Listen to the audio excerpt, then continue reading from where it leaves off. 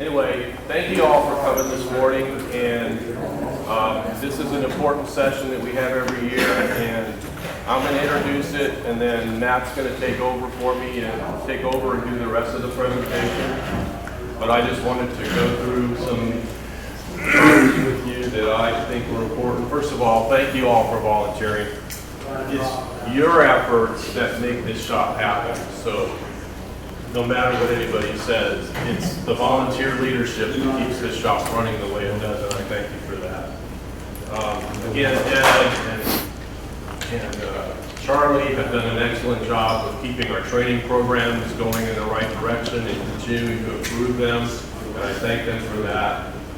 A big thing that we as leaders need to take a responsibility for within the shop is to show courtesy to people, and understanding that through our courtesy and understanding of where they're at, we are teaching them how to be courteous to each other. And I think that's the most important part. We're here to have a good time. I'm not going to speak to COVID, but I can tell you there are viruses out there right now that are continuing to attack people. I've been that way for the last week. And so, giving people their space, we don't need to crowd each other, be courteous of that personal space, because there are viruses out there. We're all susceptible, we're a lot older, our bodies don't accept that anymore, so just do that. And again, you all are volunteers, so you already know it, but there are a lot of opportunities for all of us to... Volunteers? Yeah, you're all volunteers.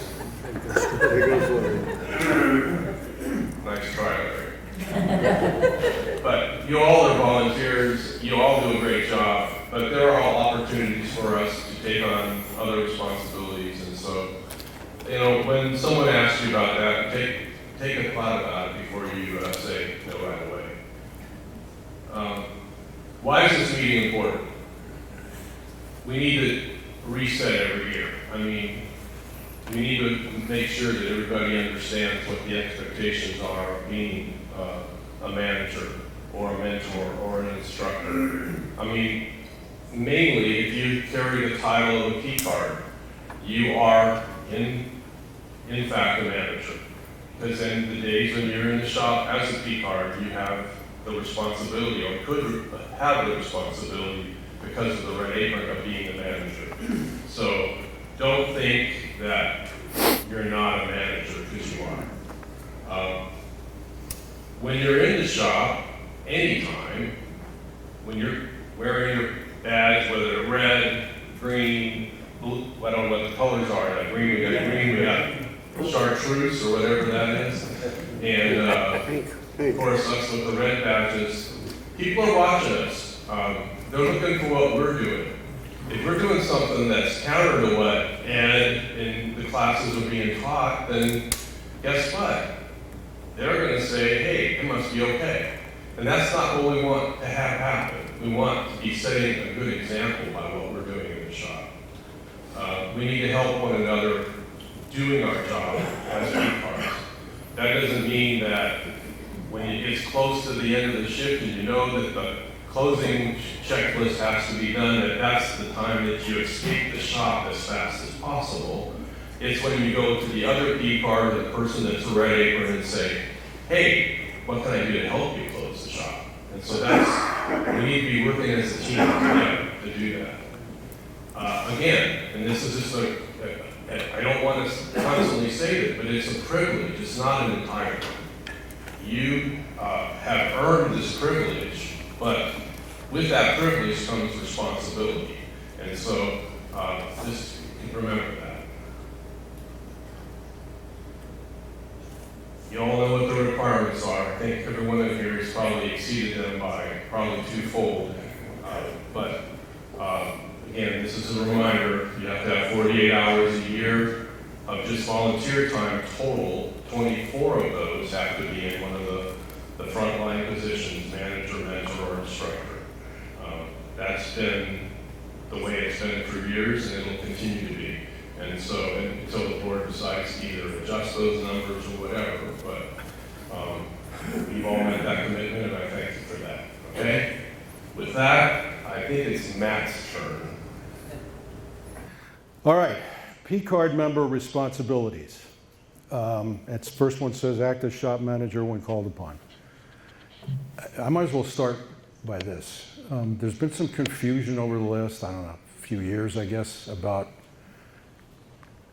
what your defined roles are, okay? Everybody in this room has a P-card.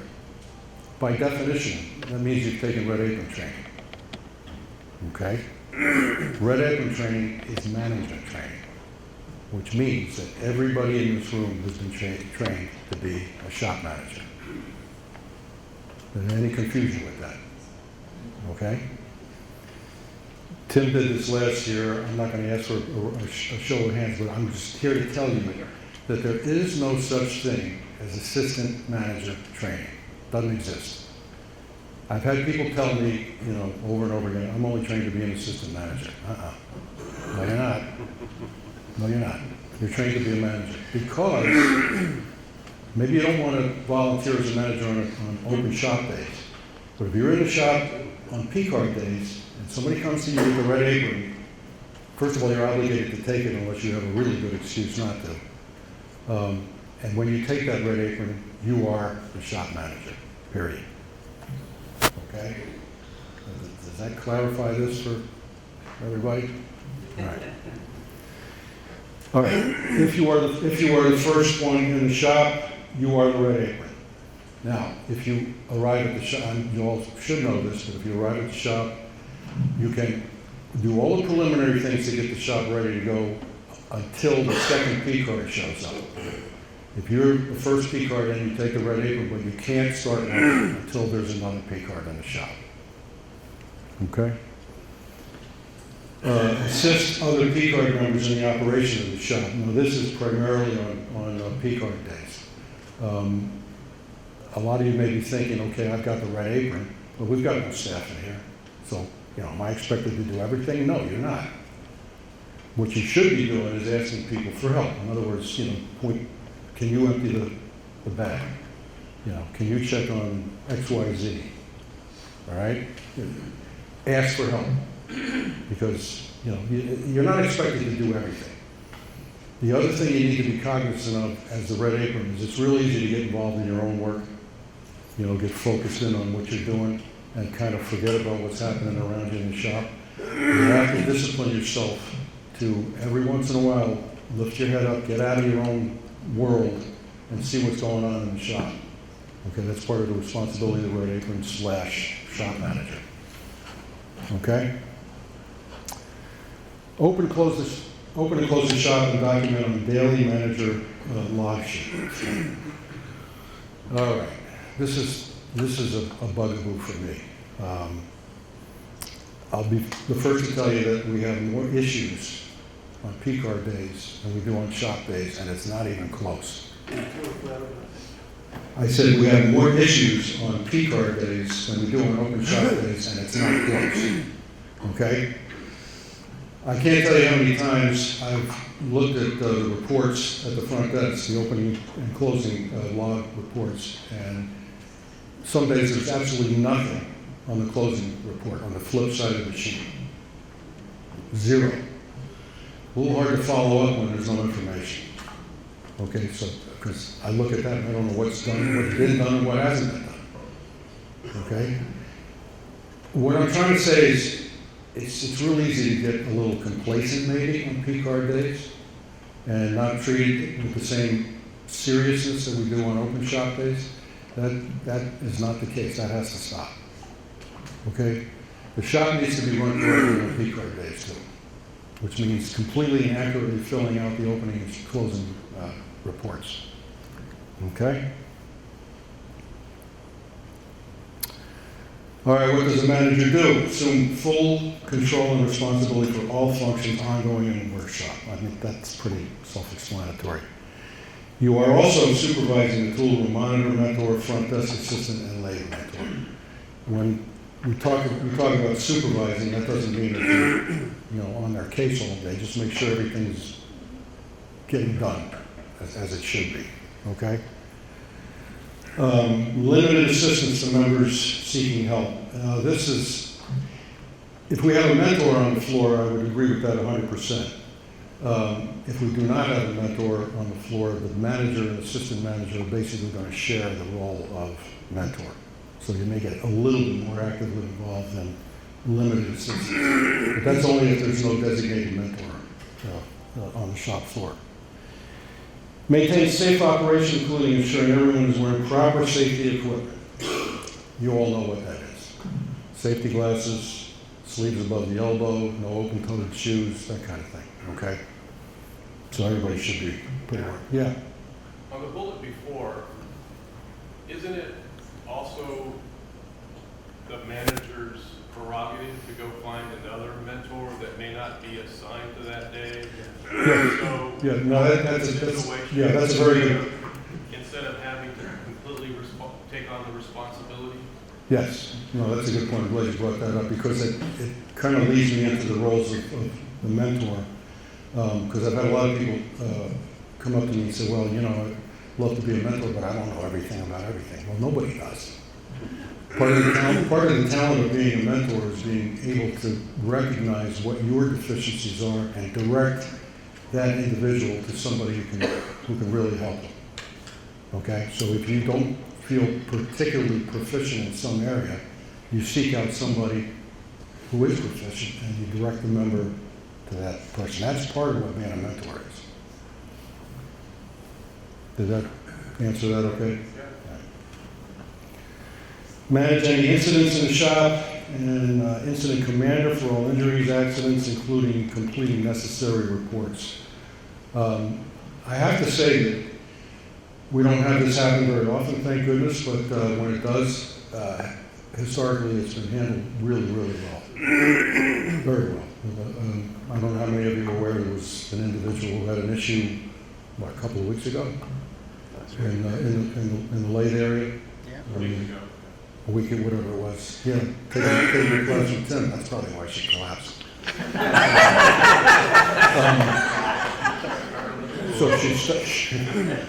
she literally started to fall, and the people around her were heads up enough to recognize something was not right, and they actually caught her before she hit the floor. But the gist of the whole thing was it was handled very well. Yeah, go ahead. We can single out Carl. Carl handled it, you know, just as you were supposed to. The incident report was filled out before the woman was even taken away. Okay, but so anyway, it doesn't happen often, but when it does, we've handled it very, very well. Okay, manage all equipment and lockout as necessary where repair is required. Complete necessary maintenance forms. I'll try to do Fran a little favor here. Tell you that when you complete those maintenance forms and drop it in the box by the maintenance door, don't give your opinion, just facts. Opinions are like buttholes, everybody's got one. Well, I had a good teacher. So anyway, yeah, just facts. You know, no opinions. Okay. Making sure individuals are qualified for the power tools they are using by checking their shop badge. We are not, with the new badges that we're issuing, we are not stamping everything that everybody is qualified for. There is a form up at the manager's podium that's there all the time that has a list of the members and what they are qualified to do. Okay? I think one of the reasons, as Tim was telling me earlier, that we've kind of moved away from, you know, stamping everybody's badges. There are some people in here who are qualified in a whole bunch of different areas, and the shop badge almost gets to be, you know, indiscernible. Well, I mean, if you think about what happened, the number of people in this room, every one of those badges would have had to have been re-stamped this year because of color change. And Right. that was a big reason why we went away from stamping badges. It took Sue and Mike, you know, a day just to get all the badges up and accurately marked. Right. So there is a list of qualified members at the manager's podium all the time that you can refer to if there are any questions or doubts. And we already talked about completing the shop opening and closing report. I'll make one last request, please. Be as thorough and complete as you possibly can.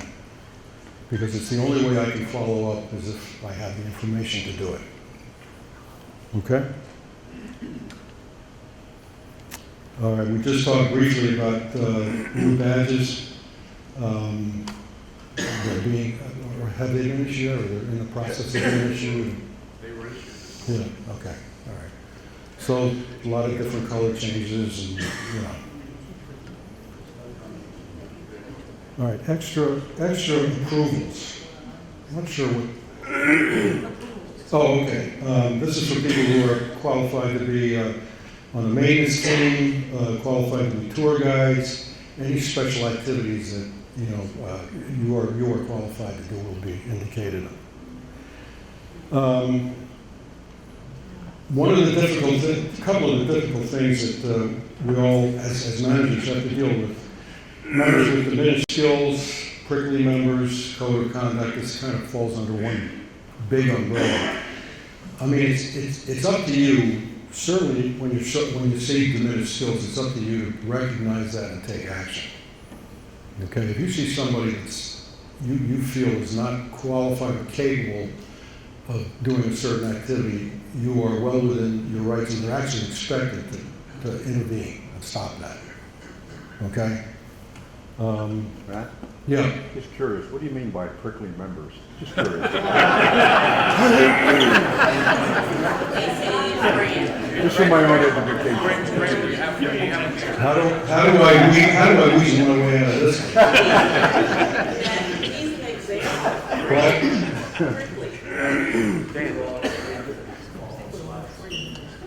What's that? They're all expanded and follow-up slides. Okay, okay, all right. So I don't have to answer them?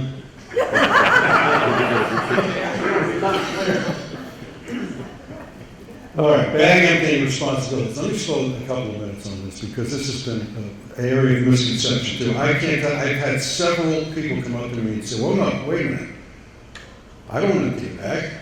I'm the shop manager. Yeah. Or the opposite is true. The assistant manager comes up, oh, that's my job. It ain't written anywhere that the specific job of the assistant manager is to empty the bag. That's a shared responsibility. Okay? So yes, your obligation is to empty the bag, but I'm talking to the shop manager and assistant shop manager. All right? And by the way, when it comes to emptying the bag, I've had some people ask me this, especially newer P-card members, how often do I check the bag and when do I empty? Our recommendation is that when it gets half full, you empty it. And there's a couple of reasons for that. As the bag gets more than half full, it compromises the efficiency of the system. One. Number two, if you've ever tried to empty that thing when it's 3/4 full, all the way full, for this crowd, it's almost impossible. Okay? And we don't want anybody throwing it back out or having some sort of significant injury. So half full, empty. And the other nice thing to do is make sure that the shift after you is starting with an empty bag. Okay, so in that case, even if it's a quarter or a third full, it's a nice gesture to have them start with an empty bag. The other question I get is, like I said, how often do I check this thing? This is why you have to be aware of what's going on in the shop, and you have to look around. You got a lot of people in the lathe area, a lot of people in the quiet room, people on the jointer. You're going to get sawdust. I mean, personally, I've had shifts where I've had to change the bag once, and I've also had shifts where I change the bag every 45 minutes. But that's the job of the shop manager, assistant shop manager's part. That's what you're looking at. That's what you're keeping track of. Okay. All right. I don't know. Are we going to spend a lot of time on all these individual badges? There's an example of all these now hanging in the resource room. Okay. All right. Folks can look at them there. Okay. But yeah. So this is all posted. Whoops. Okay, front desk. During P-card days, basically your responsibilities are not to screw up. which means doing more than you're supposed to be doing. All you really need to be aware of on peak hour days, answer the phone, keep the door locked. That's been, what's that? Anybody assigned to the front desk on peak. No, that's the point. I mean, the red aprons should have the phone in their pocket. Yeah. So you can answer the phone, take messages if they're requesting something that has to be taken care of on an open shop day, that kind of thing. But, you know, keeping the door locked is a big one too, okay? People really shouldn't be able to walk in and out of here, you know, freely on peak hour days, because it's literally not an open shop day. So that door should be locked. There are exceptions. If you're doing shop work, you're doing something for the shop, they can come in. Yeah, I didn't say you can't come in. A shop project. Right. No, I didn't say you can't come in the shop. I'm just saying that front door shouldn't be left open all day. The front door of the shop should not be left open all day on peak hour days. The word is really not, it's unlocked. It should not be unlocked on training days. It should be locked. Right. That's what I thought I was saying, but I guess. We all have access to the keypad to get to the key to get in if we want to get into the shop. The shop's door should be closed because we don't want people in the lobby because there's not an attendant, and we don't want them wandering into the shop. Okay. The do not list is longer than the do list. Do not sell anything on peak hour days in the lobby. Okay? You can write a note for the front desk attendant for the next day, and they can get back to that person, take care of it, but you don't do that. You're not processing a payment. You're not taking in furniture repair or special projects. You don't release completed furniture repairs. And obviously, no tours on peak hour days. We put mailbox requests in that. Where? Mailbox requests. Is that a do not or a do? Do not. That's a do not. You leave that a note on the front desk. A lot of times that comes in as a phone call, you can have to say, call back tomorrow. Exactly. Right. Basically, what this is telling you, you're very, very limited as to what you're expected to do on a peak hour day. Okay, open shop days. Front desk must be manned and essential to opening and keeping the shop open. If there is no front desk assistant, the manager will ask for members to volunteer to sit at the front desk. If nobody steps up, this is key. Nobody steps up to do that, you have the right to close the shop. Okay, if on a peak hour day, you do have to do one of those very limited activities at the desk, there is a sub-plan folder at the front desk on that stacking shelf, and it has specific directions for you, okay? Once there is coverage, the manager can contact the front desk coordinator to see if the trained front desk assistant is available to come in and cover the shift. Now, we've had to do that several times for the other staff too. I mean, if you show up on an open shop day and for some reason there's no tool room monitor, your options are to make an announcement saying, can anybody take the tool room? If somebody's not willing to take the whole shift, and option number 2 is, can we share this responsibility? Can somebody take the tool room for an hour and another person for an hour? Your next option is, at your discretion, basically, you can elect to close the shop if the tool room is locked.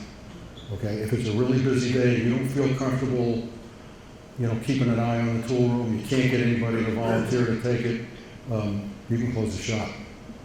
Could you run the shop without the tool room? I was getting there. Yeah. You can also make an announcement and tell people in the shop that the tool room is closed. Okay, so you can keep working if you don't need the tool room, but that's another option too. Okay?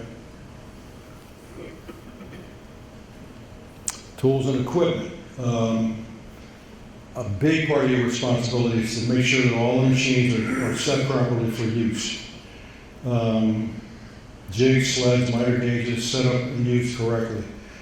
Now, this is an area where you might want to enlist some help, because there are very few of us that can grab any of the, I don't know how many jigs we have, and be intimately familiar with how they operate, okay?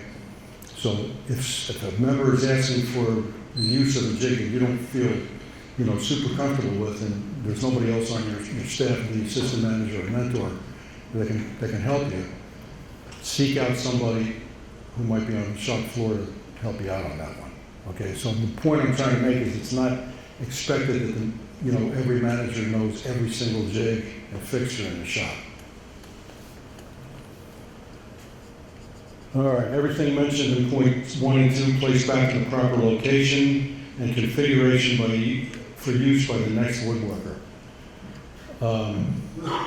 Is Don still? Yeah, Don, you're still here. You want to drive him crazy? Put stuff back in the tool room where it doesn't belong, or even worse, don't even bring it back to the tool room at all. Yeah, please. This comes under the umbrella of keeping the shop clean and organized and neat. Put things back where they belong. All right, all machines, tools, and work areas thoroughly cleaned and ready for use by the next person. We've all had to deal with this. You walk around the shop, you take a look, and there's invariably something that didn't get cleaned up. If you know who the individual was that last used that machine, it's your obligation to get that person, point it out to them, have them clean it up before you jump in and do it. Okay, make them aware of what they missed. All right? But this is a big one, and I'll tell you something. You think that's bad on open shop days, P-card days, yeah. Damaged or compromised equipment or tools must be reported and tagged for repair or replacement. Okay? That's also a big one. And again, I go back to the tool room on this one. I can't tell you how many times people come up to me and show me something and say, why was this put back in the tool room?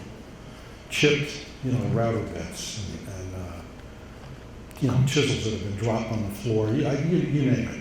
There's stuff that gets put back that shouldn't be put back. Take the time, if something doesn't look right, to report it and tag it. Make sure it gets tagged. That's the only way we can deal with it. This is so the next person that picks up this router that doesn't get like a defective piece of equipment. It's just common courtesy. All right, tools must be returned in good condition in the proper location after use. This is kind of what we just went over. Remind the tool room monitors. In addition to maintaining in the tool room itself, remember to take care of the following. Declamp any gloves that are 24 hours old or older. Clean and replace clamps to their proper location. Top off glue bottles. Restock consumables. And check and maintain organization of both the tool room and the tool walls. Basically what this is telling you is not to sit at the desk in front of the tool room and check your phone for 3 or 4 hours. And I have to say that sometimes you see that happening. You do have responsibilities at the tool room, okay? Okay, formal maintenance. You all know that that's scheduled on Saturdays from 8 to 10. If you don't want Fran getting irritated with you. Prickly. Prickly? There's your definition. I got it now. Okay. If you don't want Fran acting like an asshole. Now wait a minute, let's not draw a line. Do not, please, do not come in before 10 o'clock and expect to start working. Leave the maintenance crew to do their work. The only people that should be in there before 10 are staff. Okay? All right, midweek circular blade changes on Wednesdays. And then work that can be done between Saturdays, often done by Fran on one of the maintenance days. Okay? That's another thing. If you are manager, assistant manager, and something does seem a little wonky or not working properly, you might, before you lock it out and put the sign awaiting maintenance on it, if there is somebody in the shop who is on the maintenance crew, have them take a look at it. Sometimes they can fix it right then and there. If not, then you fill out a tag and put the sign on the machine. Okay, this is a chart of your maintenance crew. So what I was just referring to, if these people are on the shop floor and there's an issue, you may want to consult with them first before you lock out a piece of machinery. Okay? Where is that posted? In the shop, somewhere? In the maintenance folder at the podium. Yeah. All right. When to take a machine out of service? The machine is unsafe or malfunctioning. Now, that's kind of a broad little category there, but I guess use your common sense. If you think something's not right, you're better off safe than sorry. Just if you can't get anybody to look at it or correct it, and your gut tells you it's not right, then just take it out of service. The why, obviously, is to prevent injury or further machine damage. You know that you lock the machine with the locks that are designated for maintenance. It's not the same locks that are on the sign-out machines, okay? Fill out the ticket, again, facts, no opinion, and you know where to leave it on the active bin right outside the maintenance center. This is, you've all seen this form before, I won't belabor this, but it's pretty self-explanatory how you fill this thing out. And again, when it says defect trouble, just state the facts. All right, preparing for emergencies. A good idea for shop managers and assistant shop managers, and red aprons for that matter, anybody who's managing a shop, get a feeling for who is in the shop that has the Red Cross on their badge. Those are the people you might want to drop a little hint to, just in case I'm going to be calling on you for help. Okay, just get a general feeling for who you might want to ask instead of waiting for something to happen and then just running around, looking for somebody. You'd like to know ahead of time. The front desk app will show the list. Yes, yeah, there is a list of these volunteers, so the people who wear the Red Cross. Are they still gonna have a cross with the new methodology of badges? Yes, Okay. yes. Yeah, that, because this needs to be pretty readily identifiable, yes. All right, calling 911. We go over this a lot in red apron training. What we're telling the people taking red apron, and what I'm going to tell you is, follow your instincts, follow your gut. If somebody is in trouble, somebody goes down, even if it turns out to be something relatively minor, they fainted, for example, err on the side of caution. In other words, if you think that 911 should be called, you call 911. And the one thing you don't do, because at that point, they're a patient. You don't listen to them. Okay, I can't emphasize that enough because a lot of times somebody will vouch for this, an issue happens and they say, I'm all right. Don't worry, I'm okay. Even when they're lying on the floor. If you feel that you just don't pay attention to them. You follow your instincts, okay? So you call 911. They're the ones that are going to tell you everything's all right or it's not all right. Okay? When it says meeting first responders, that's what I was kind of talking about, walking around the shop and seeing who's got the Red Cross on their badge. Shutting the shop down. If it's a full-blown emergency, okay? You all know where the emergency shut-offs are. Okay? Anybody who does not know where they are. Okay. What? I don't know where all the shops shut off. Well, there's one right by the manager's podium. There's also one in the quiet room. Okay? You can, but you give this some thought before you do it, but you can hit that emergency shut off and it shuts the shop down completely.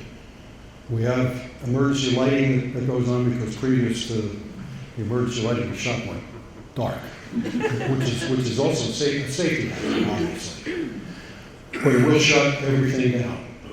Now, a couple of weeks ago when we had this incident, nobody hit that button. No. Yeah, but people stopped working. I mean, it got quiet, okay? And now, It's kind of our last resort. it is a last resort, yeah, it's definitely a last resort. Do you know, does it kill the landline if you hit that? Yes. But I was told it kills the land. So if you hit that. you That's won't- why you gotta take, doing that, you gotta take pretty seriously. So doing that, you won't be able to dial 911. Yeah. Well, no, because everybody's got a cell phone. Would you just make an announcement on the PA system and say, anybody turn their machine It goes off? stone cold dead. Everything's dead. No electricity. No, we may be talking about two different things. Are you talking I'm about? talking about in the event you've got an injury, or you're thinking about shutting the shop down, wouldn't you just ask the people in the shop to stop working until the situation's in hand? You could designate somebody to go make an announcement, yes. But the vacuum will be shut down, yes, and you can ask people just to stop what they're doing. Hey, Matt, Yeah. Yeah, if things changed, I thought that was to be only be used if you were able to help somebody that was in the act of being injured, and that would then shut that power off that machine. Otherwise, you're going to control that location around there. If it's a serious injury where there's blood, investigation, you're closing the shop as far as all power tools. So there was a tiered process, as I remember from training I've had in the past. That would only be if you were able, if you could literally see that somebody was in trouble, and the real recourse would be to hit that switch and knock the power off. So you could get to that switch quicker than you could get to the tool. yes, That kind of concept. Is Yes. that what we're still talking about? yeah, In general, I believe this part of it, since this is in the middle of the just general injury or something like that, this is starting activity in the shop till the situation is over. Have people would just take their work back to assembly area somehow to that particular point. This, as Jim just explained, the electric power shutdown, the second type of shutdown, is when somebody's hung up in the machine or fire. okay. All right, securing the area, I mean, that's fairly obvious. Now, one of the things you don't do, as you said, you fill out the incident report, obviously. Part of what's in the emergency kit is a camera. Now, if you're going to photograph the incident, you photograph the incident itself. You do not photograph the individual. You don't photograph the person. You photograph the scene of the accident or issue. Okay. And last thing, unless you contact board of directors. Matt? Yeah. One question. You don't want pictures of the face of the person. How about if you see an arm, something severe injury? You want to document that at all? You don't take It's up pictures. to you. You don't take pictures of that. Okay. That's going to be in your report. Okay. Okay. Which brings up another point. In the case of an amputation, Yeah. you don't touch. Yeah. You don't touch it. Yeah. You leave it right where it is. Okay? Move the whole thing up. Okay. Is that all right? Am I bouncing again? Okay. This is a recently added slide. One of the things you want to make sure you do, and especially with the saw stops, this happens a lot when people use sleds. They don't put the pawls back in the correct location. I mean, if you can't see that. On the left, you don't want to leave it like that. Okay, you want to return it to its proper position over on the right. Okay, so just be aware of that. Okay, now this is a biggie, especially on teaching days, cluster days, practicum days. You're going to see a lot of glue-ups. Okay. Can anybody tell me what's wrong with that picture? Emergency path. And if you know, that's probably the narrowest escape from the wood shop is that area right there, that hallway. Okay, it's not real wide to begin with. And when you start loading it up with glue-ups like that, it gets even more dangerous. This is a tripping hazard.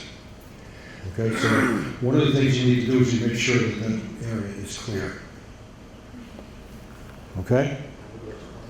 And now there's straight tape there. Yes. For people to ignore. I'm not too cynical, am I? All right. Shop administration. Ensure users store away any of the new risers or stools used in the lathe and bandsaw areas. Keep walking areas free of carts, especially in the lathe area. You know, this is all basically stuff that should be second nature. I mean, this is all about, you know, keeping the place clean and neat. Remind members of the responsibility to pick up and sweep after themselves. We talked a little bit about that. And approach those who forget. One of the things you have to be willing to do as a manager or a shop manager is sometimes to confront people. And I don't mean confront in a Prickly that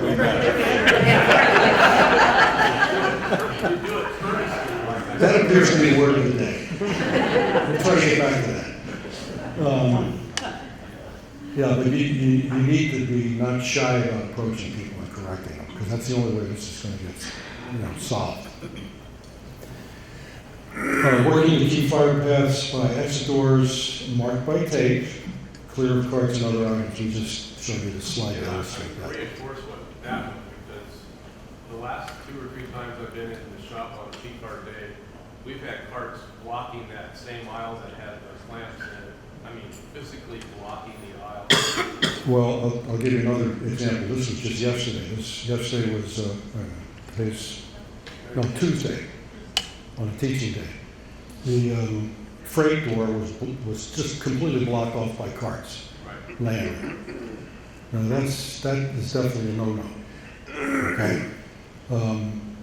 because think about it. I mean, if EMS had to get there, for example, and that just is extra time that they shouldn't be spending just cleaning stuff out of the way so they can get in the building. So yeah, be cognizant of that. Put stuff back where it belongs, including especially carts. They take up room. They're annoying. Okay, here we go with medical emergencies. This might address what we were talking about before. Make an announcement. We have a medical emergency in the shop. Please stop all work, turn off equipment, and stay out of the incident area. Okay?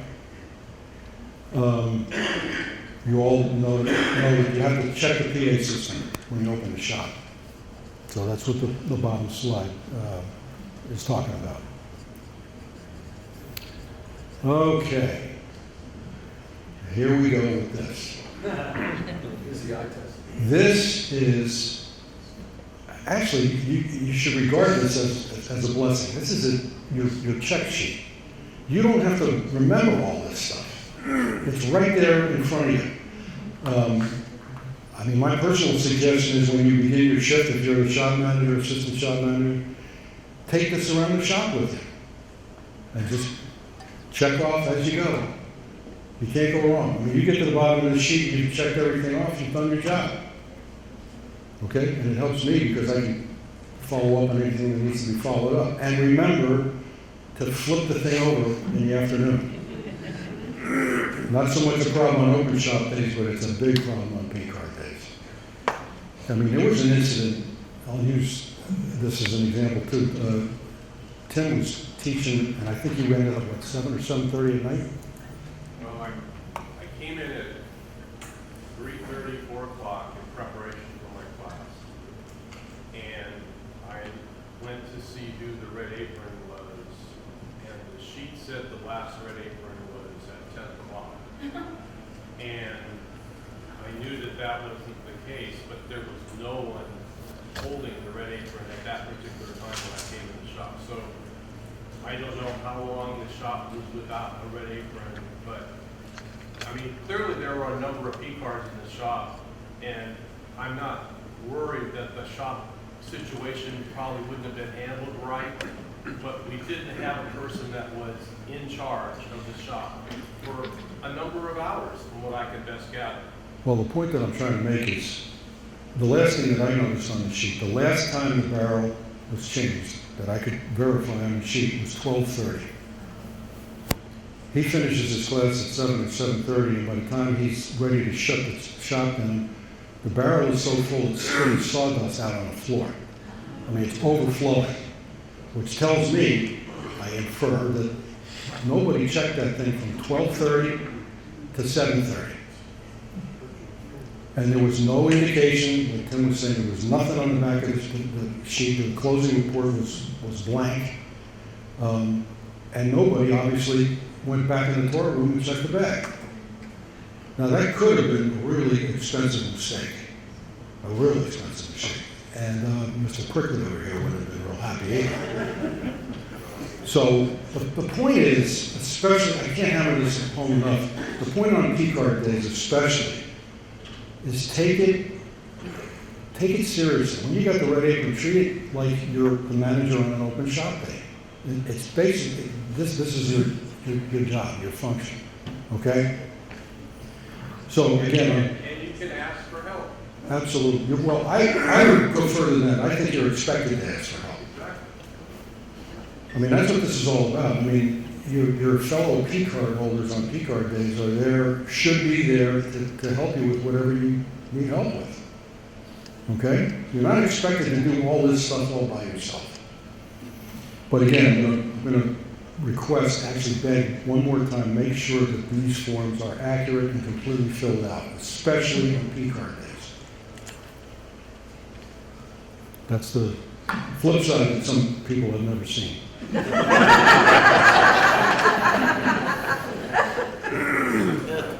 All right, now what is, Matt, yeah. you go back for a second. Notice that the third line that you enter, it says first red apron of the afternoon. It doesn't say last red apron of the day. Good point. Matt, Yeah, on the flip side, where is it CNC closing, laser closing? I was just going to get to that. Oh, Yeah, some of you who volunteer as manager and assistant manager have come to me and said, well, what am I supposed to do about CNC and laser? I'm not qualified to, on those machines. Your only responsibility at the end of the day is to make sure they're shut off. That's it. If there are any other issues that you feel need attention, you direct it to a member of the tech staff, okay? Your only responsibility at the end of the day is to make sure that they're off. Okay? All right. A while back, we instituted a shadow evaluation form. Now this, for me, is a really important thing that you folks need to be doing, okay? If I assign a shadow to you during one of your shifts, I need to know more than just a signature that this person shadowed. I need to know what your opinion is, your feeling is about their performance. So there's two sides to this form. We're displaying it as a single sheet of paper, but it's actually the front and back. You have room for comments, and then there's a little simple little form to evaluate them on a scale of 1 to 5. Okay? Just because, and people have asked me this too, just because you check off the boxes on a P-card application form, and just because you've done the required shadowing, doesn't mean that you are automatically going to get a P-card. Okay? This is one of the reasons why we want some feedback on the individual's ability. It's also another reason why we want a board of director to remember to sponsor this individual, kind of keep an eye on him through the process, and it's ultimately the P-card committee's decision whether somebody gets granted a P-card or not. Okay? So, don't be afraid, and I really want people to be truthful with this. Be really honest with it, because that's what we need. Well, the other part of what we implemented this for too was it gives Matt the ability to, as you're working through the process of shadowing, if there's an area that comes across as being a weakness, you can address it with that person and they can understand what they need to do. So you can help them through the process instead of just checking a box saying, yeah, they were here, they did the shadowing, and that's it. We have some way of knowing whether they were even paying attention or were even present. You know, it's important that we evaluate the people that we're going to ultimately put in the position of being a manager or assistant manager or a mentor or whatever, or instructor in our shop. And so that's why this is an important forum, as the manager that's got a mentee or underneath them essentially being evaluated, that you make sure that this is filled out. Any comments or questions about that? Yeah. I had a shadow my last tour, and I asked that person, do you have any forms for me to fill out? And all she had was the sheet I signed. Where are these forms? They're in the left-hand drawer of the manager's podium. These aren't for the student, these are for us to evaluate internally after they've done their shift, so that Matt has feedback on what he needs to do to improve their next shift, if you want to call it that. For any of you who have shadowed or been the shop manager when you've had somebody shadowing you, I tell you who's going to be shadowing you, and I ask you to fill this form out and put it in my mailbox. But I didn't know where the form was. Yeah, okay, all right. It is in the left-hand drawer of the manager's podium. Got it. Are you saying that the first thing that demonstrates knowledge You didn't need of it? the process, and that we should be taking the shadow person around to each machine and saying, okay, show me how to turn it on and off, and set it up? Shadow literally means that they should be walking around the shop with you and watching everything that you do as part of your job. Now, the shop manager may ask you some questions like that, you know, what are you doing in this circumstance, what, you know, get an idea of how much you know, or, you know, where you're lacking. But, yeah, we want to know how proficient you are at understanding how all the machines work and how to operate them safely. Am I answering your question? Huh? No, you really didn't.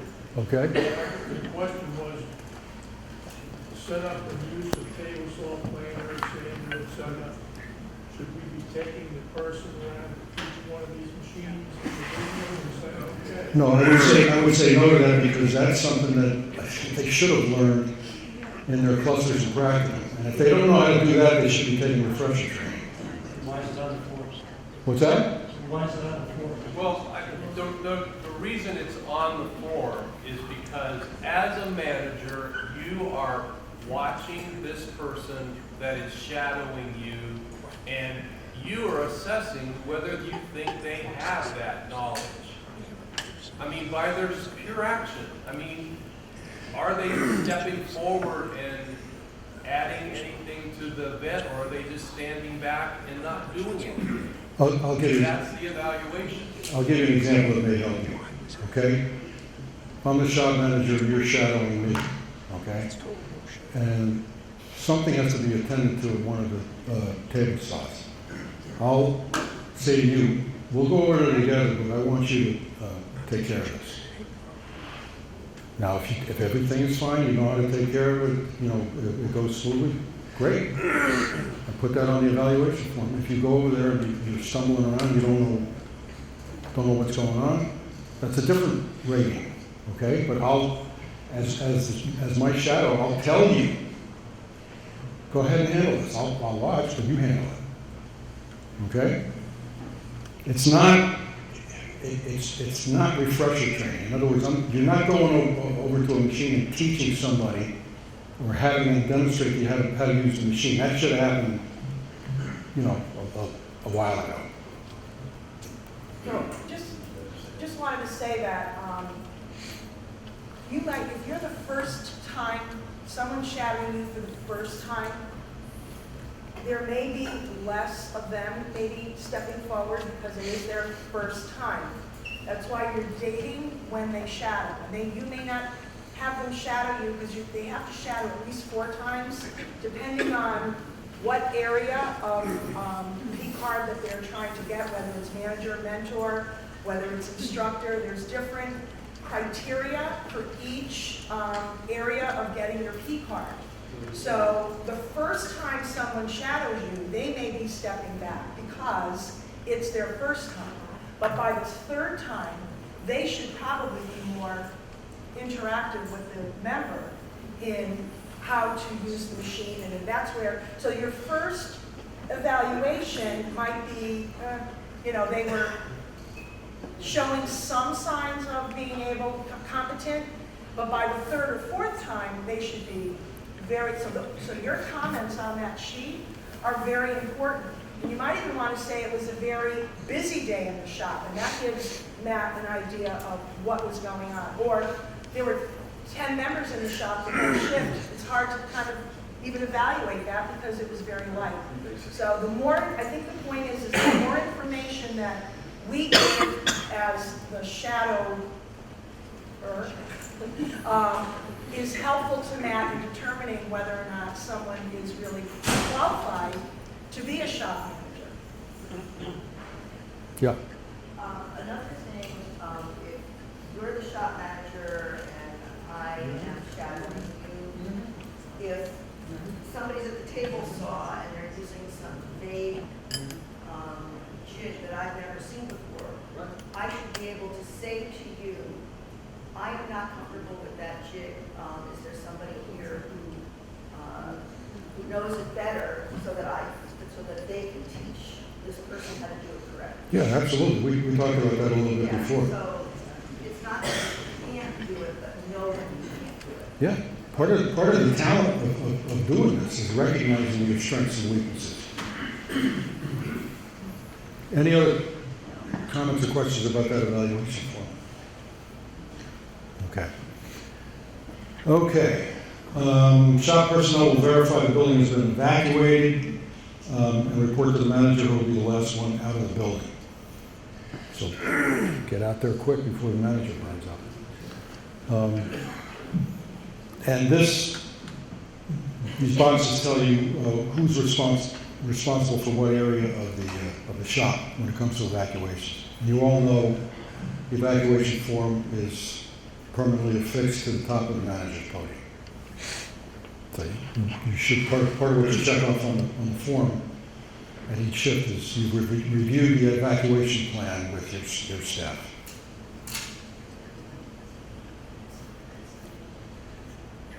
This is the form that's up at the front desk. Okay? And Matt, it's also on the two-room door. Yes. Good point. Okay? Storyboards. Get people to read them on a regular basis and make sure that you are familiar with them. Okay? Those notebooks, I've been asked about the notebooks at the front desk. Anything that you want to refer to is contained in those 2 notebooks at the manager's podium. We have copies of the storyboards. We have basically job descriptions up there. So before you start either panicking or looking for answers elsewhere, that's a resource for you right there, those 2 notebooks. All right. Yeah, okay. The rest of this is pretty self-explanatory.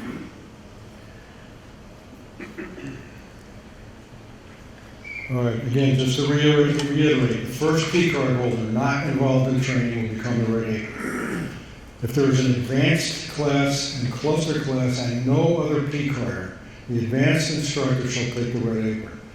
Basically what we're telling you here is that instructors take the red apron if there is no alternative.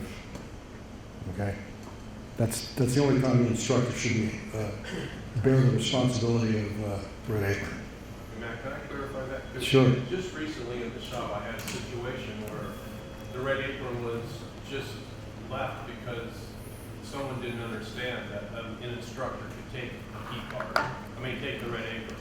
And it's the last resort, like it says in the shop, is the instructor taking it, but it's an inevitable thing if we're training in the afternoon that one of us is gonna have to take it. But don't just walk out of the shop thinking that there's no more P cards in the shop, so I don't have to worry about it. As instructor, I'm a P card also, and I would be the person that would take over the area in the shop. No, that's an excellent point. Part of your responsibility as a red apron, let me spend a couple of minutes on this.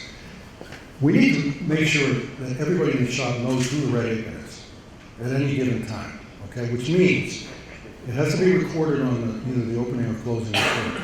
It has to be there when you assume the red apron. It also needs to be on the whiteboard that's behind the manager's podium. People need to be able to seek out the red apron without, going all over a 9,000, foot shop looking for somebody wearing a red apron. Or not wearing it. Or not wearing it. Yeah, that's another thing. A lot of people just crumple it up and throw it on the assembly table or wear it backwards or whatever. We need to know who the red apron is because you're talking about the shop manager. Okay? And to Tim's point, if you're the last red apron out of the shop and teaching is still occurring, go to the people that are teaching. Before you leave the shop, inform them, number one, I'm leaving. There's nobody else here to take the red apron. What would you like me to do to help you before I leave the shop? Because there are a lot of cases where a good portion of the shop can be shut down to help the instructor so that when they're done, they don't have to do the whole thing. Okay, so be cognizant of that and help out the people that are there instructing in the evenings. All right, ask them what they need before you leave, and primarily let them know that you're leaving. Okay. All right, and the person closing the shop has the ultimate final responsibility for making sure that everything is shut down and locked up.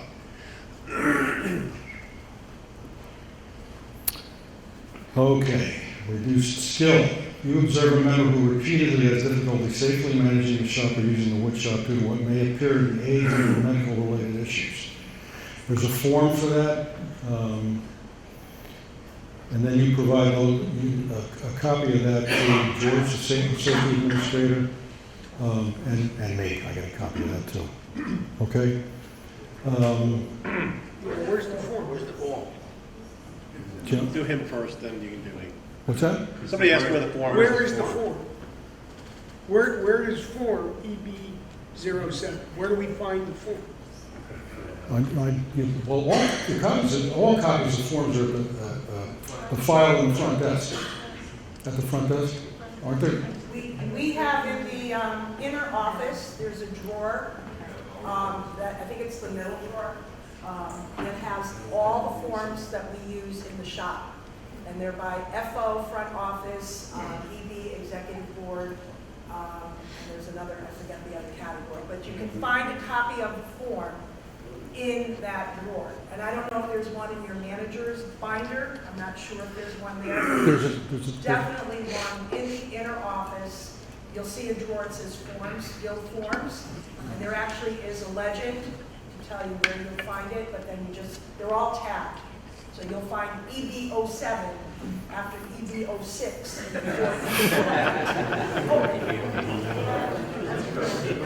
Sue's been on it, so Sue Ward was taking care of it, we're good. I'm on it, she's on it.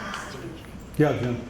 Not to be prickly, but what form do I his use? job. Yeah, I know. What form do we use for someone who's repeatedly unsafe, but it's not medical or age-related? Rules and Safety Committee. Yeah, but what form do I all use? these things, if you can just email the head of the rules, Chuck right now, the head of the Rules and Safety Committee, even on this, if you see something that's bothering you, the Rules and Safety Committee is how things get assessed and then moved up to the board. So that's our process, send them an email? Yeah, so just make sure that Chuck or I or somebody knows of your concerns. And things happen and they're usually quite quiet, but there are several times a year usually where we sit down with somebody and say, you know what, we no longer feel comfortable with you using this equipment. And they work out very well, but they only work out because the Rules and Safety Committee has been notified. So the worst thing you can do is be walking out of the shop going, damn, that guy's gonna really do himself in someday. If you have that feeling, let Chuck know with an email, or let Tim know, or somebody on the board. If you're uncomfortable with anything in the shop, let a board member know, and then we can get it addressed. Yeah, but that's a Rules and Safety Committee issue. Mitch? Yeah, take me to the back end of this process when there's some sort of adjudication on this report. How do the mentors find out who to keep an eye out for? We may allow them to come to the shop, but I want to understand how to keep an eye out for somebody who's giving special attention.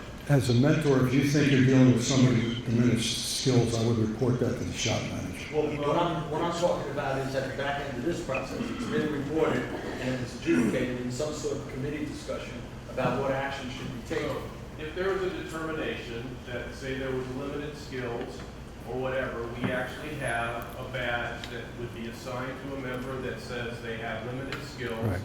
And you would not have any problem knowing that that's what their capability is. They're limited, and we would identify that in the system so we would know that you have a person coming into the shop that has a limited skill.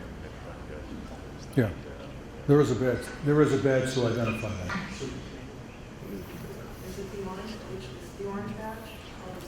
What color do we change it It to? is the orange badge. It doesn't change colors. It's Okay. the same badge all the time. All right. We okay with that?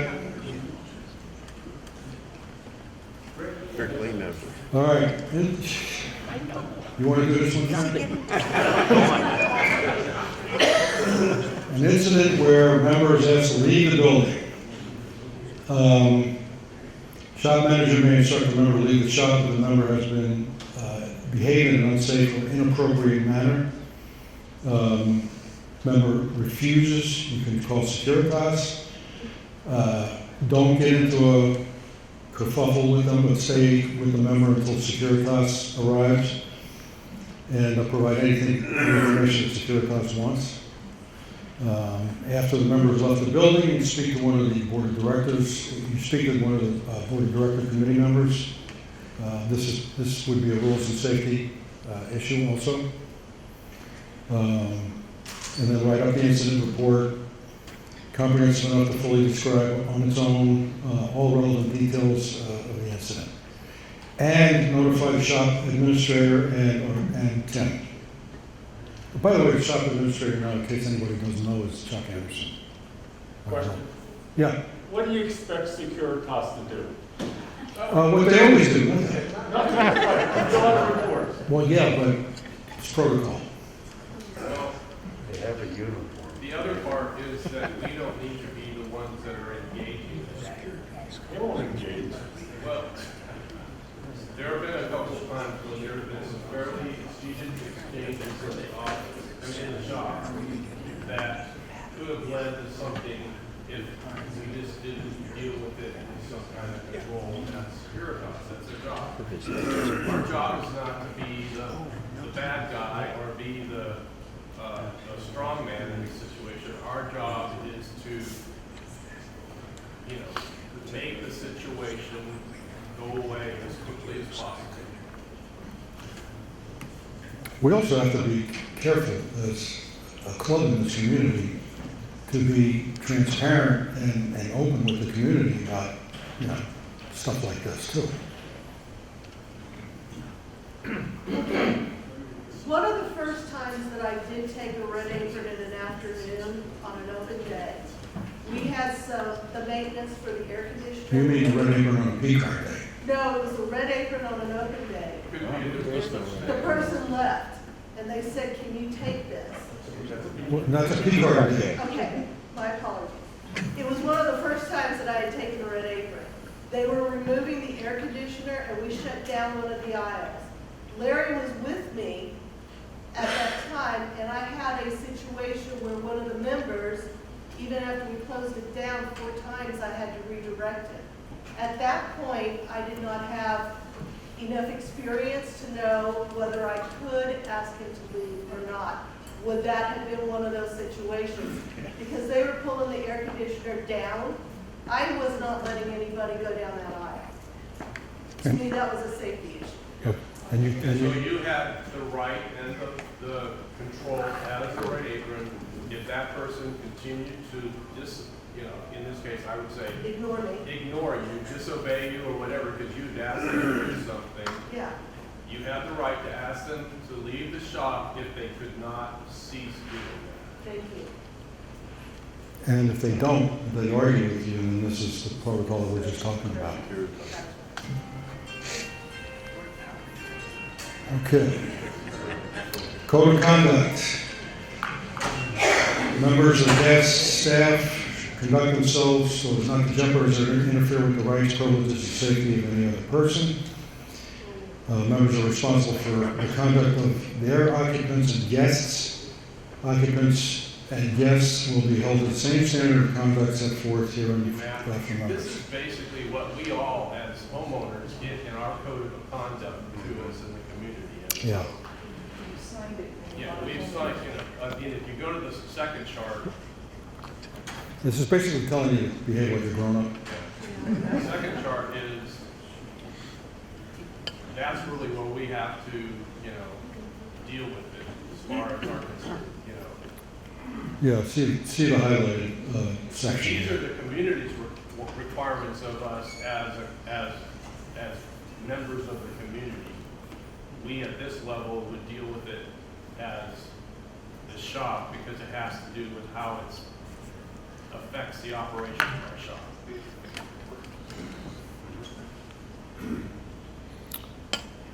Okay. I'm not sure what we were referring to. Other things that might come up. Okay. The gift certificate. Somebody, where's Kathy? You want to go over, since you're the poobah at the front desk, you want to get a brief description of how we should handle gift certificates? No, I think I'm not enough. If we have someone come in and redeem a gift certificate at the front desk, we typically will draw a line through it. If it's $25 and they spend $10, then we put $15 and put our initial on it. The question came up recently that when they're buying lumber with a gift certificate, perhaps we're not marking it out. Although Mike Thomas has assured us it won't stand. So if we overuse a gift certificate beyond the value, you'll go back and get the money. But if you want to and you have the time and they spend money on wood and they only spend $10, just mark off so they know how much is left of that certificate as much as anything. We all carry a gift card around with 15 cents on it. So Just to yeah. add to My that, director. just to add to that, when a member is using their gift certificate to buy wood, it does go through the lumber room computer. Right. And there's a spot in the notes section that you would write gift certificate 123, and the amount is $18.47 of, let's say, a $25 gift certificate. Mike Thomas will take care of the financial part of that, working it out, but we just use as at the woodroom computer. It doesn't come through the front desk. So if you have a gift certificate, a member using a gift certificate, it goes to buy wood. It goes through the woodroom computer, and then you just put in the notes section what it's for and how much. Now, I've had people do that, and that's not a problem, but I never see the gift certificate where I can cross anything off. Well, if the Should person we? knows, if they know the gift certificate, Mike has meticulous records for 20 years. If that, even if, gift certificates do expire, but he will know, if you write down gift certificate 456 or whatever the number is, and that gift certificate doesn't exist, Mike will know and get back to the member. We don't have to worry about that part of it, but just make sure that you give enough information in that note section of the woodroom computer lumber purchase. Remember, if it's in the woodroom computer, it's already got the CAM number against it. If they don't have any value of a gift certificate, it's gonna get charged to their CAM. Right. Okay? All right. Now, if your shop manager, assistant shop manager, you are expected on an opening shift to arrive half an hour before your shift begins. Gives you enough time to get everything up and running, okay? And if you're a shadow, you can preface your day with them, preview the day with them. But half an hour for an opening shift. 15 minutes early for afternoon shift. And I say that for a couple of reasons. You need to get prepared and ready to go. And you also, out of courtesy to the person that you're replacing, especially in the afternoon. I mean, it's not real cool to show up at 1 o'clock or 1:05 for your afternoon shift. Okay, and make sure that on P-card days that, no yellow cards tend to wander into the shop. One of the reasons why I was talking about keeping the front door locked is to minimize this happening. Okay? Yellow badges are only allowed in the shop on P-card days if they're working on a guild project. Or they're being trained. Correct. But you don't walk in, you don't allow gold cards in the shop to do personal work on a P-card day. I have a question. Yeah. What if a gold badge wants to come in and get their glue up? Just pick up their glue up? No. Nope.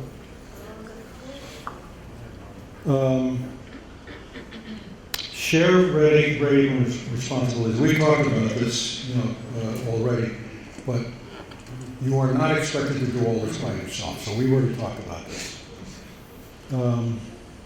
Recruit new assistant managers and mentors.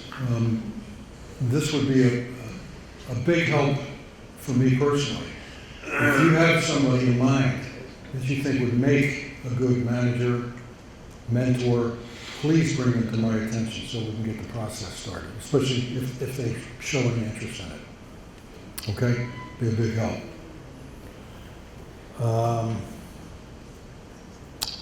And again, help your fellow P-carders in your red apron duties. Questions? I'm not sure this is the proper forum, but I assisted manager several times a month with many. And I'd like to know what we can do about the railroad SIG having keys to the sheds. It's been at least a half a dozen times when I go out to check the sheds at 4:15, 4:30, that the railroad end of the shed on the right, closer to the train station, is left open. The lock is hanging on it, the slide is open, and anybody could have came in, took whatever. And it's not once or twice, like I said, it's been a half a dozen times. I don't know whether they forget that they unlocked it when they put the train on. I have no idea, but I was told they have keys. And we don't know that they're going into the shed because I guess they feel they have the right to go in the shed since they have their equipment in there. My suggestion for something like that, first of all, on the closing report, I make a note. make a note. I would bring it to the attention of a member of the board too. Yeah. So Bob would be the contact. I would inform him of what happened and note it on the closing report. Okay? Because this is the only way we're going to be able to follow up with that. But that, again, Charlie, is a good example of why it's important for you to check both ends of that shed. Oh, I know it, but they do come and unlock it on their own, and we don't know it unless we... yeah, because they don't have to sign out for the key or anything. They have a lock, that's their lock, because that's the end of the shed that's got their trains and stuff in it, and so, it gets kind of frustrating when you hear them complain about losing a train, when if they've left it unlocked, But I'm saying, that's why we check both ends of that shed, because it's important. Yes. If you leave that end open, you can go all the way through the other end. I have a question Yeah. about early shop closing. I pull a shift usually out of Friday. And many times 4:15 comes and the shop is empty or there's one person there and there are 3 or 4 volunteers on duty for what purpose? Okay. I got some blowback on this when I sent the email out. Here's the issue, okay?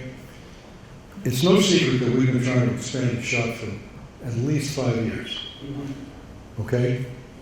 We are on the verge, we are literally capable of almost self-funding of construction of this building. We're waiting for the board of directors. One of the reasons why we want to keep the shop open according to its posted hours is we don't want to give the board of directors any more reason to say no to us. Because what's going to happen is, and I guarantee you start closing the shop early, it's going to get back as everything does in Sun City. And if they find out that, we are several days a month are closing early, they're going to say, well, what do you need to expand the shop for? You can't even stay open until you're supposed to be open. So Al, I guess another part of it is if you're the manager and you have a number of volunteers that are still supporting the shop operation, in other words, the tool room, whatever, stuff like that, you can make a decision to start to send somebody home and say, I'm gonna work with a minimum group. You gotta keep to the 2 P cards, of course, or two people that have that level of clearance, management capability, but you can do that. As the manager, you can start to send people home, understanding that as you send people home, you may have to close the tool room. You may have to have the assistant manager set up the front desk if that's what you have to do. But those are decisions as a manager that you can make to streamline the staff, to support the person that's in the shop, because I know it feels kind of rude because they showed up late, but it may have been, but they have an opportunity to use the shop until 5 o'clock. That's when it's open till. And we shouldn't be closing it early. Yeah, you don't want to give people an opportunity. People are complaining enough as it is. You don't want to give them any more reasons. See, again, and the other example I'll give you, because I've had to answer this a number of times. Think back to when you showed up at some business, maybe a mom and pop business, I don't care what it is. They've got hours posted on the door and the door's locked. You show up a half an hour before closing time and the door's locked. How do you feel about that? Yeah. Because I understand, maybe there's not a lot of people working in the shop, maybe there's nobody working in the shop. But think about the scenario where somebody from the community comes in with a busted rocking chair, a half an hour before we're supposed to close, and the door's locked. You think that's not going to get back to the community? The other scenario is we have real estate agents that come by with prospective buyers in the community, and they sometimes show up at 4:15, 4:30, and they would like a tour. It doesn't look very good if our posted hours on a Monday, Wednesday, Friday are until 5 o'clock, and they come to the door at 4:30 and they're locked. That does not go over well. So that is part of the reason why we stay open. From my perspective, if you have volunteered to be on a shift, you know what the hours are. Yeah. And you've agreed to be there that amount of time. And there's been many times when when I was a gold card, and I would go in because I had other things that I was doing, and I knew I had a half an hour worth of work, and I get there, and it's like, what are you doing here? We're closing the shop. And, I'm like the person who shows up at the business and they're closed. But if you're a manager and you've agreed to be there at that amount of time, that it's not really fair to the people that are in there that are using the shop that you're going to close early. Yeah, I agree. Are you volunteering as a manager yet? I haven't answered. You will? I want you to come in there and kick some ass. Starting in April. I'm not talking about closing at 3 o'clock or anything like that. I'm talking about, 4:15 comes, there's nobody there, there's 4 volunteers. Yes, I can set 2 people hold minimally, okay? But by 4:30, we're making an announcement, we're closing the shop in a half hour. Please finish up what you're doing and get out of here. That's fine, because you're closing at our posted closing. There's nothing wrong with the shop closing immediately at 5 o'clock because everything's done and you're gone. I mean, but you can be doing all your prep work to be getting out of the shop at 5 o'clock, but the shop still needs to be open until 5 o'clock. Okay? Larry? What you said about the board of directors, not ours. Yeah. It's a city. Saying we don't utilize the shop enough. I make a suggestion that since there are so many classes and things going on from 5 to 8 or 5 to 7, maybe on the computer that we sign in with our cards, there should be one more box that says, will be staying from after 5, so that they say, hey, we had 3,000 hours of people that did beyond 5, to say to the board of directors when we go to them for some expansion, that our shop doesn't necessarily close at 5, it closes at 8. We have shown them numerous charts and data that supports exactly what you say, Larry, and that's still a perception that has been planted with specific board members, and it's something we have to fight. So let's not add to it by giving them ammunition to come back at us. I understand what you're saying, and we have done that. It's just, let's not shoot ourselves in the foot by having the door locked when someone walks up to it. No, that's what I'm saying in addition. We've already talked about the addition. We tell them that we have people, that was the first thing. Why aren't you teaching classes at night? Well, we are teaching classes at night, and we've shown that to them. And they don't get it. So, if someone has planted a perception that since we're only open Monday, Wednesday, Friday, and Saturday, that we're not open like everything else. The reality is that Tuesdays and Thursdays we're open full-time too, but we're teaching. And they don't accept that as usable shop time. And that's the problem we have. It's a perception, folks. It's not a reality, it's a perception. Brian, you were next. Yeah, are the hours on Saturday until 5 o'clock as well? No. Why? Shifts are shorter on Saturdays, they're 3-hour shifts, it's not 4 hours. It's 10 to 1 and 1 to 4. Okay. I'm going to change the subject. Go ahead. Something I would like to see, if you could arrange it, would be specific training on how to use that TV monitor system we have. You talked about, if somebody leaves the machine filthy, it'd be nice if I knew how to use the thing to go backwards and say, who was the scoundrel? Scoundrel. When I say quickly, I like that. Is Jim here? Convenient? Where's Jim? Oh, yeah. You were talking to us. Hey, senior moment. Any idea when, if ever, we're going to be up to date on those monitors? Because I know you're in the process of replacing all of it. Some of the equipment's on order now, but we've got 6 cameras that are out of service, and that's just because the oldest cameras in there are about 8 years old, and those are the ones that are dying. They're no longer under warranty. But I'm ordering 16 more cameras. I'm authorized by the board to order 32. I'll order 16, we'll have some spare, and later in the year I'll order more. So the cameras will be back up and running somewhere in the first week of February that are out of service today.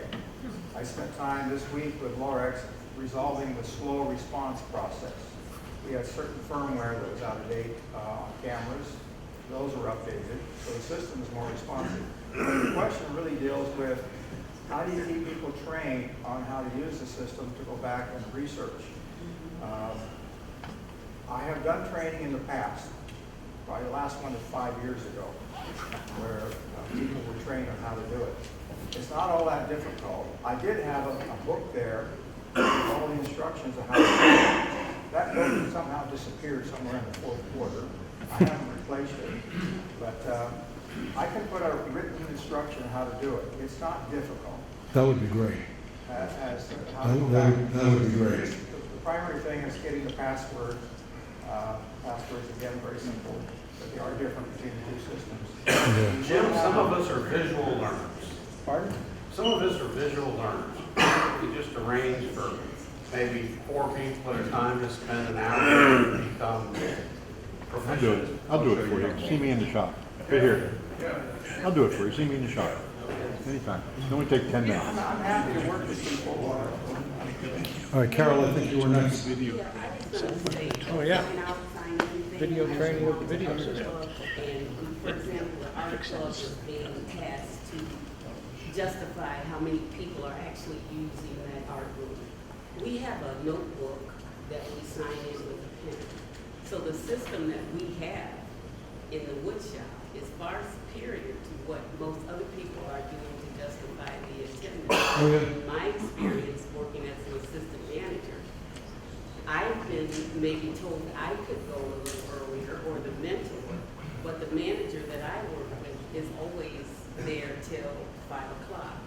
So you know, the thing of reducing the number of people there, so maybe let the tool-room person go home and then somebody else does double duty. Yeah, I mean, that's basically what we've been talking about.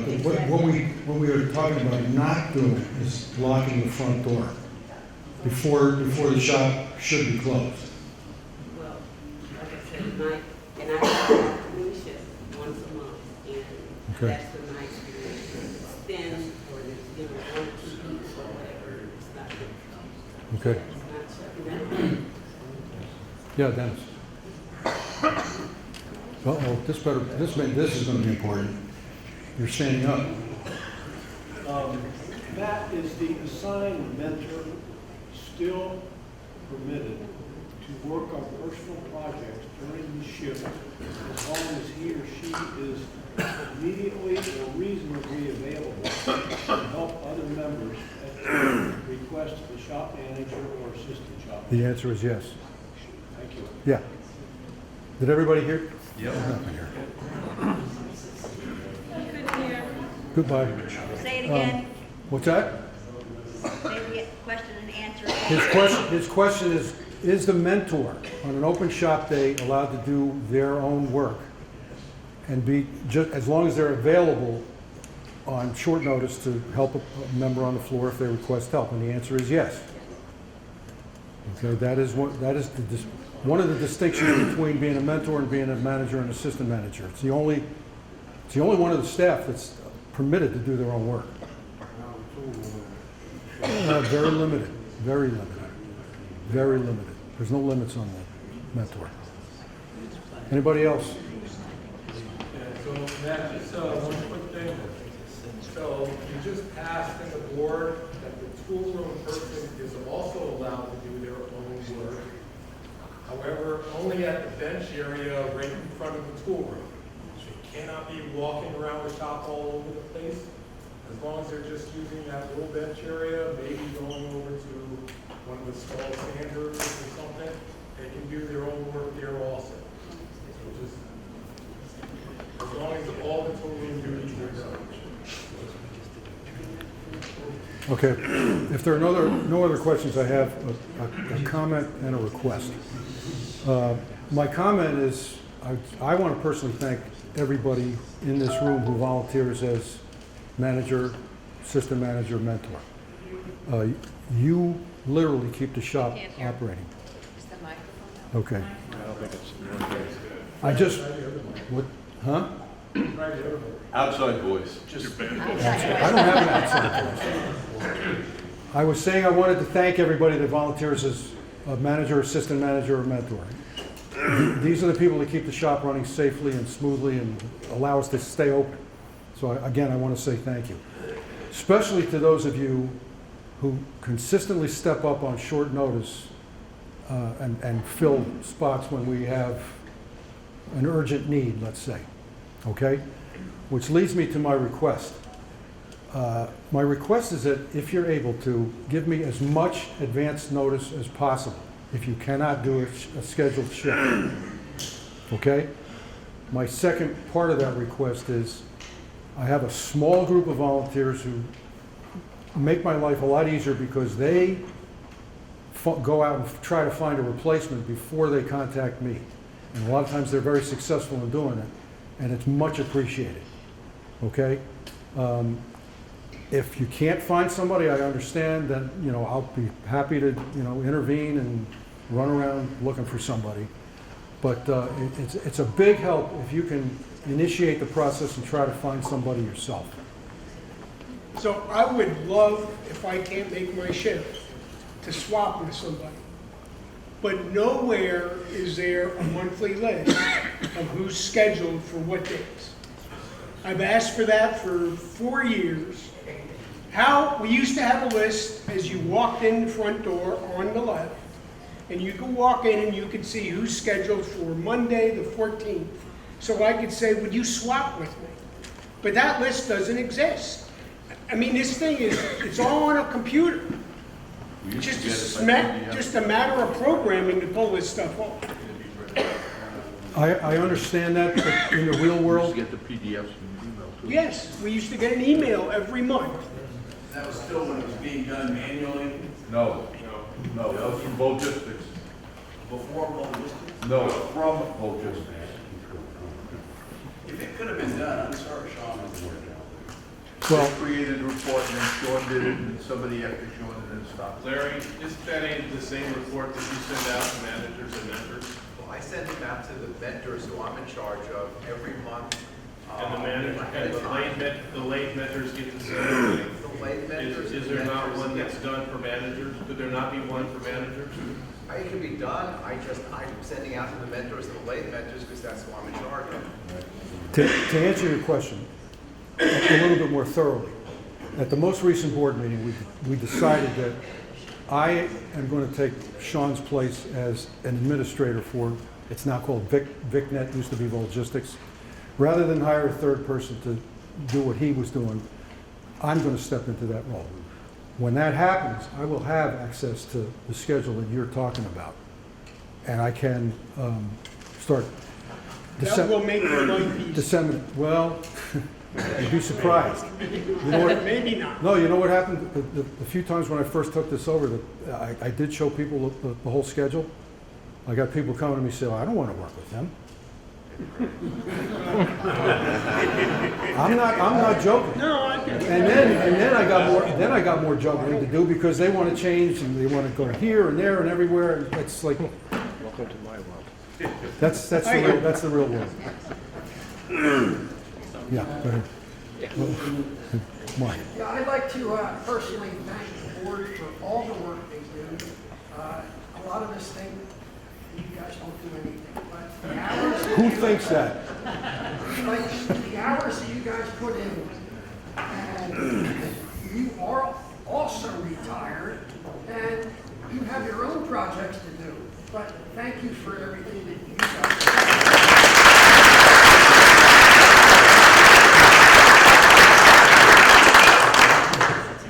How much did I pay you to say that? My suggestion was, if we're going to publish a calendar that shows who's on what shifts throughout the month, and you would like us to try and find our own replacements when necessary, it might also be helpful to publish a list of who is qualified to, do the task, so that I could go down the list and say, well, I know this guy, I know that guy, I know that guy. Ask them first. Well, anybody on that master schedule is on there because they're qualified to be. There's people that don't have a shift. Maybe there's some extra people that There are are a lot not. of extra people. I mean, look at the room here, there's a lot more guys. Okay, all right. Hey, Matt? Yeah.